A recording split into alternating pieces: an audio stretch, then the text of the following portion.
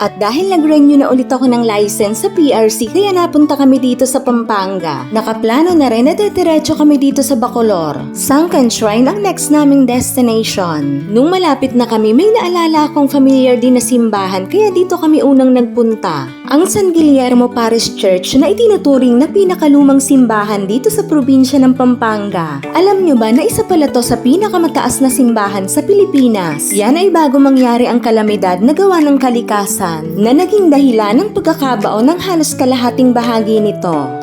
Parang yung nangyari sa Cagsawa Ruins ng Albay.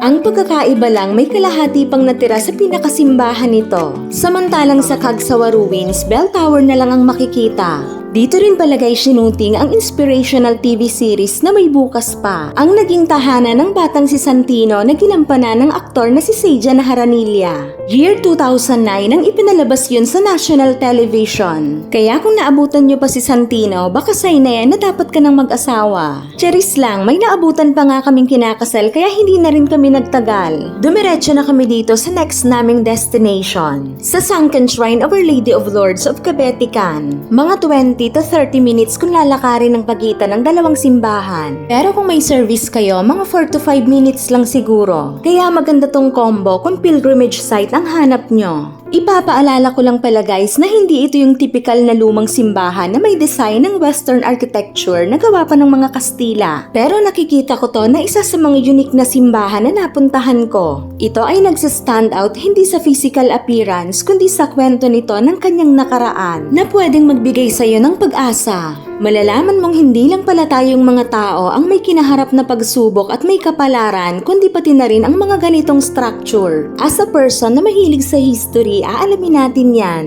Kung paanong ang past experiences nito ang dahilan upang unti-unti na itong makilala ngayon. At talaga namang dinadayo na ng mga taga-ibang lugar at probinsya. Sa mga ganitong paraan talaga nagiging useful ang social media. Ang simple lang ng loob nito pero yung pakiramdam na para bang nabuhayan ka ulit ng pag-asa. At para ka ding nag-renew ng strength ang dahilan kung bakit dapat mo itong puntahan. June 15, 1991 naganap ang one of the most destructive volcanic eruption ng 20th century. At ito'y nangyari dito sa isla ng Luzon.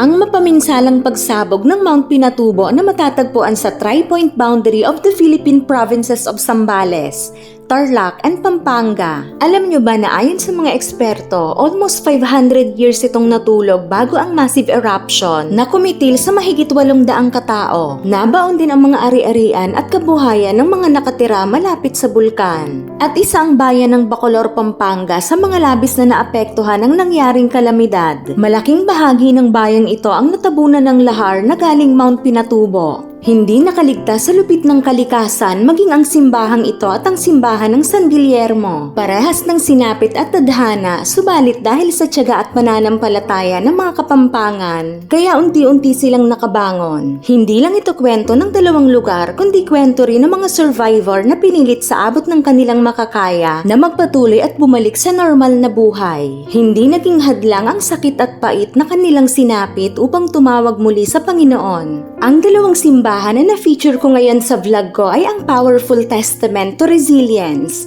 unwavering faith, and unshakable community spirit, standing as a symbol of hope for everyone. Yun lang ulit ang gusto kong i-share. Bye-bye!